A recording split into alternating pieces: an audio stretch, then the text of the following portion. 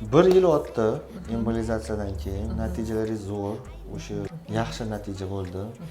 Endi qisqacha aytib bersangiz, nima bilan keldingiz va hozir qanaqa bo'ldingiz? 1 yil oldin juda qattiq stress qilardim, o'sha qiynalardim. Ayniqsa shunaqa menstruatsiya paytlarida kuchli og'riqdan даже hushimni yo'qotgan paytlarim bo'lgan. 6-raddamga olib borishgan skорыйda shunaqa vaziyatlar bo'lgan og'riqdan.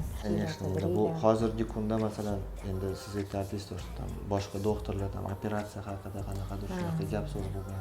Da, anaqa удаление deyishgan, matkani umuman oldirib tashlasangiz qutulasiz, osongina deyishganda o'ylab ham qolganman, rostdan oldiraymikin. Keyin o'ylasam baribir kerakli organ-ku, важный organ baribir ko'p qidirganman o'sha paytlar. Shunda Instagramda sizlarni shundoq chiqib qolib, lekin bitta anaqa dugonam maslahat berganlar. Muammoimni hal qilib berdinglar. Shunaqa zo'r ishladinglar, haqiqatan komandanglarga umuman gap yo'q. Rahmat. Rahmat sizga kattakon, sog' salomat bo'ling.